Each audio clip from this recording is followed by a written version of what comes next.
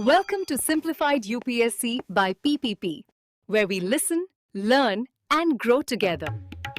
Detailed lecture notes in English and Hindi, plus practice questions for prelims and mains, only on our Telegram channel. Link in description. Like and subscribe for more. बिल्कुल।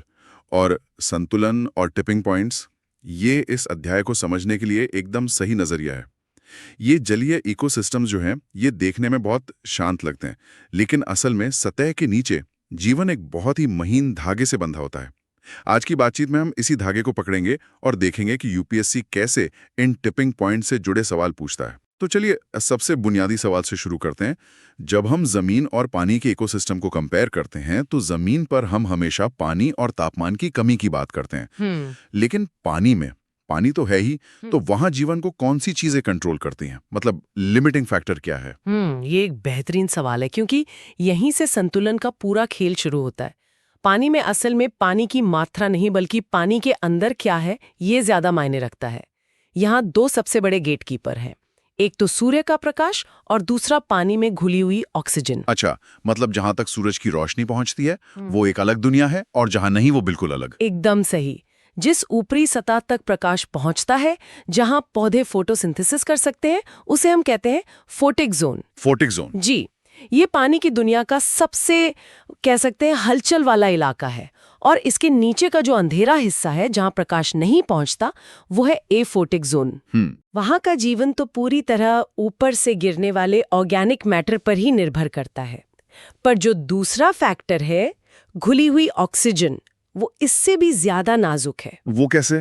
देखिए, पानी में oxygen हवा की तरह खुली नहीं होती, वो घुली हुई होती है। और यहाँ एक बहुत जरूरी साइंटिफिक फैक्ट है, पानी जितना गर्म होता है, हाँ, उसमें ऑक्सीजन उतनी ही कम घुलती है। एक मिनट, ये तो उल्टा है। मतलब ज्यादा गर्मी का मतलब पानी का दम घुट सकता है। बिल्कुल, यही वो पहला नाजुक संतुलन है। अगर पानी में घुली हुई ऑक्सीजन की मात्रा 3 से 5 पार्ट्स पर मिलियन यानी ppm से नीचे चली जाए, तो ज्यादातर जीवों के लिए सांस लेना मुश्किल हो जाता है। और तापमान में छोटा सा बदलाव भी इस लेवल को बिगाड़ सकता है। एकदम। तो संक्षेप में कहें तो पानी के नीचे का जीवन प्रकाश और ऑक्सीजन के एक बहुत ही महीन संतुलन पर टिका है। और यही से शायद टिपिंग पॉइंट की कहानी शुरू होती है, जब हम इंसान इस संतुलन में कुछ ऐसा डाल देते हैं जो इसे बिगाड़ दे, जैसे कि पोषक तत्व, न्यूट्रिएंट्स। हाँ, जमीन पर तो हम इन्हें अच्छी चीज मानते हैं, लेकिन पानी में ये एक शांत आपदा बन सकते हैं। यूट्रोफिकेशन। शांत आपदा, ये बहुत सही शब्द है। यूट्रोफिकेशन एक ऐसी प्रक्रिया है जहां अच्छी चीज की अधिकता ही जानलेवा बन जाती है। प्राकृतिक रूप से ये प्रक्रिया हजारों साल में होती है। हजारों साल में? जी, जब झीलें धीरे धीरे बूढ़ी होती हैं, लेकिन जब खेतों से बहकर आए उर्वरक या शहरों का सीवेज पानी में मिलता है, तो ये प्रक्रिया कुछ दशकों में ही समट जाती है। और इन उर्वरकों में होते हैं नाइट्रोजन और फास्फोरस, जो पानी में पहुंचते ही शैवाल मतलब एल्गे के लिए एक पार्टी जैसा माहौल बना देते हैं। हाँ, और ये कोई छोटी मोटी पार्टी नहीं होती, ये एक विस्फोट होता है। शैवाल की आबादी इतनी तेजी से बढ़ती है कि वो पानी की पूरी सतह को एक मोटी हरी चादर की तरह ढक लेती है।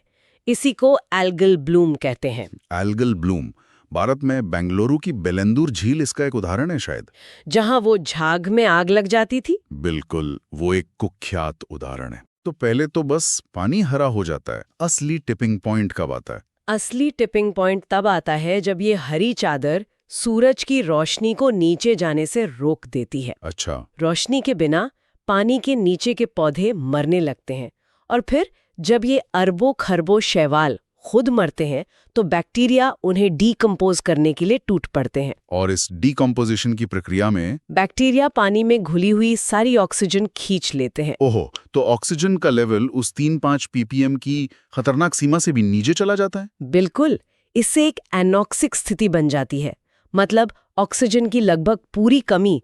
और इसका नतीजा होता है बड़े पैमाने पर मछलियों और दूसरे जलीय जीवों की मौत।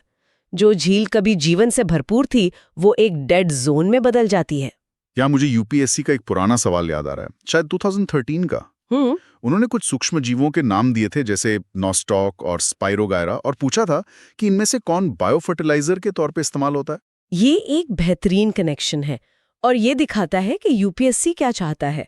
वो सिर्फ परिभाषाएं नहीं पूछ रहा, वो ये जानना चाहता है कि क्या आप इन सूक्ष्म जीवों की दोहरी भूमिका को समझते हैं? दोहरी भूमिका। हाँ, जैसे नॉस्टॉक, वो नाइट्रोजन फिक्स करके बायो फर्टिलाइजर का काम करता है, जो फायदेमंद है। सही। लेकिन यही शैवाल जब गलत जगह, गलत मात्रा में पहुंच जाएं, तो यूट्रोफिकेशन जैसी तबाही मचा देते हैं। अच्छा, तो मतलब ये सूक्ष्म जीव दो धारी तलवार जैसे हैं। एक तरफ जीवन देते हैं और दूसरी तरफ संतुलन बिगड़ जाए तो जीवन छीन लेते हैं। एकदम सही। ये सब संतुलन का ही खेल है। और इस असंतुलन को रोकने के लिए प्रकृति के पास भी तो अपने कुछ सिस्टम्स हैं, जैसे प्राकृतिक फिल्ट्रेशन प्लांट। आप आर्द्र भूमियों यानी वेटलैंड्स की बात कर रही हैं। हाँ, वेटलैंड्स, जिन्हें पृथ्वी की किडनी भी कहते हैं। बिल्कुल सही। जैसे हमारी किडनी खून साफ करती है, वैसे ही वेटलैंड्स पानी को फिल्टर करके उसमें से प्रदूषकों को सोख लेते हैं। ये सिर्फ दलदल नहीं है। बिल्कुल नहीं, ये बाढ़ के पानी को सोखते हैं, भूजल को रिचार्ज करते हैं, कार्बन स्टोर करते हैं। इनके बहुत सारे काम हैं। और इनके इसी महत्व को समझते हुए 1971 में ईरान के रामसर शहर में एक अंतर्राष्ट्रीय संधि हुई थी, रामसर कन्वेंशन। रामसर कन्वेंशन, और इसका मूल सिद्धांत है वाइज यूज। जी, वाइज यूज मतलब आर्द्र भूमियों का इस्तेमाल ऐसे किया जाए कि उनका पारिस्थितिक चरित्र बना रहे। इस कन्वेंशन में एक खास लिस्ट का भी जिक्र है, मॉन्ट्रेक्स रिकॉर्ड। ये क्या है? क्या इसे वेटलैंड्स की आईसीयू लिस्ट कह सकते हैं? हाँ, ये एक बहुत अच्छा तरीका है इसे समझने का। मॉन्ट्रेक्स रिकॉर्ड उन रामसर साइट्स की एक उपसूची है जो मानवीय हस्तक्षेप की वजह से खतरे में है, जिन पर तत्काल ध्यान देने की जरूरत है। जी, ये एक तरह की चेतावनी है कि ये इकोसिस्टम अपने टिपिंग पॉइंट के बहुत करीब है। और भारत की 2 साइट्स इस रिकॉर्ड में शामिल हैं, राजस्थान का केवलादेव राष्ट्रीय उद्यान और मणिपुर की लोकटक झील। हाँ, और ये 2 नाम तो परीक्षा के लिए सीधे सीधे याद रखने होंगे। निश्चित रूप से। और यूपीएससी अब सिर्फ कन्वेंशन के बारे में नहीं, वो सीधे भारत की साइट्स पर सवाल कर रहा है। बिल्कुल, जैसे 2022 की परीक्षा में उन्होंने कुछ वेटलैंड्स के नाम देकर उन्हें राज्यों से मैच करने को कहा था। होकेरा वेटलैंड और रेणुका वेटलैंड उसमें शामिल थे। हाँ, और इसमें कई लोग कंफ्यूज हुए थे। होकेरा जम्मू कश्मीर में है, पंजाब में नहीं। सही। और रेणुका वेटलैंड हिमाचल प्रदेश में है, जो भारत की सबसे छोटी रामसर साइट्स में से एक है। यूपीएससी ने यही क्यों पूछा होगा? देखिए, होकेरा कश्मीर घाटी में प्रवासी पक्षियों के लिए एक बहुत महत्वपूर्ण स्टॉप है। रेणुका का धार्मिक महत्व भी है। यूपीएससी ये देखना चाहता है कि क्या एस्पिरेंट्स इन जगहों के रणनीतिक और पारिस्थितिक महत्व से वाकिफ हैं। सिर्फ लिस्ट रटना काफी नहीं है। नहीं। सही बात है। चलिए, अब मीठे पानी की दुनिया से निकलकर समुद्र तट की ओर चलते हैं। यहाँ 2 सितारे हैं, मैंग्रोव और प्रवाल भित्तियां, यानी कोरल रीफ्स। और दोनों ही तटीय इलाकों के रक्षक हैं। मैंग्रोव की बात करें तो वो एक उलझा हुआ गंदा सा जंगल लगते हैं, पर मुझे याद है 2004 की सुनामी के बाद ये बात सामने आई थी कि जिन गांवों के आगे मैंग्रोव का घना जंगल था, वहां तबाही बहुत कम हुई थी। उन जड़ों ने जीवन और मृत्यु के बीच की दीवार का काम किया था। ये एक बहुत शक्तिशाली उदाहरण है। मैंग्रोव की वो जटिल जड़ें जो खारे पानी में भी जिंदा रहती हैं, वो सुनामी और चक्रवातों की ऊर्जा को सोख लेती हैं। और तट को कटाव से भी बचाती हैं। हाँ, और अनगिनत मछलियों और केकड़ों के लिए एक नर्सरी की तरह होती हैं। भारत में सुंदरबन तो दुनिया का सबसे बड़ा मैंग्रोव वन है ही। और अब बात करते हैं दूसरे सितारे की, प्रवाल भित्तियां, कोरल रीफ्स, जिन्हें समुद्र के वर्षावन भी कहा जाता है। और ये नाम बिल्कुल सही है, क्योंकि ये बायोडाइवर्सिटी के हॉटस्पॉट है। लेकिन जितने खूबसूरत है उतने ही नाजुक भी। और इनकी नाजुकता इनके बनने के तरीके में ही छिपी है। बिल्कुल।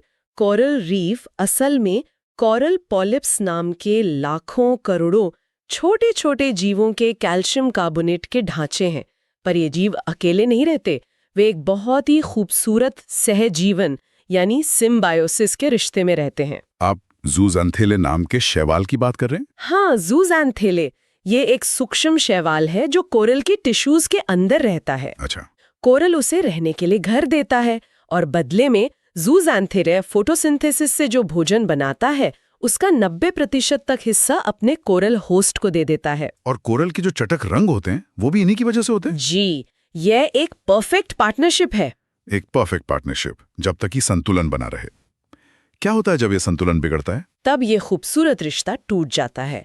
इसका सबसे बड़ा दुश्मन है समुद्र के तापमान का बढ़ना।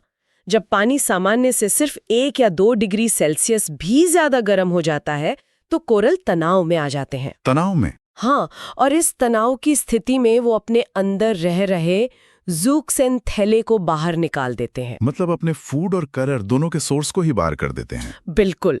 और जैसे ही वो रंगीन शैवाल बाहर निकलते हैं, कोरल अपना सारा रंग खो देता है और उसका सफेद कैल्शियम कार्बोनेट का कंकाल दिखने लगता है। इसी को हम प्रवाल विरंजन या कोरल ब्लीचिंग कहते हैं। जी, ये कोरल की मौत नहीं है, बल्कि मौत की तरफ एक कदम है। अगर पानी जल्दी ठंडा हो गया तो कोरल बच सकता है, लेकिन अगर तापमान लंबे समय तक बढ़ा रहा तो वो भूखा मर जाता है। ये तो सीधे सीधे ग्लोबल वार्मिंग का असर है। लेकिन क्या सिर्फ तापमान ही खतरा है? नहीं, इसका एक जुड़वा भाई भी है जो और भी खतरनाक है। समुद्री अम्लीकरण या ओशन एसिडिफिकेशन। Ocean acidification? हाँ, हवा में जो अतिरिक्त कार्बन डाइऑक्साइड है उसका एक बड़ा हिस्सा समुद्र सोख लेता है। जब CO2 पानी में घुलती है तो वो कार्बोनिक एसिड बनाती है, जिससे समुद्र का pH लेवल कम हो जाता है।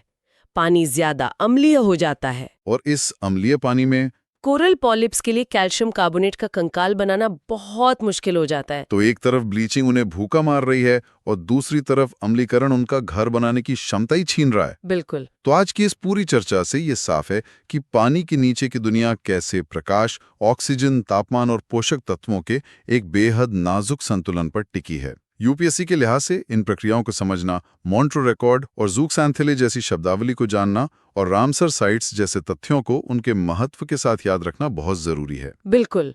और अंत में हमारे लर्नर्स के लिए एक विचार। हम अक्सर मॉन्ट्रो रिकॉर्ड जैसी सूचियों को वेटलैंड्स के लिए एक शर्म की सूची के तौर पर देखते हैं, है ना? हाँ, कह सकते हैं।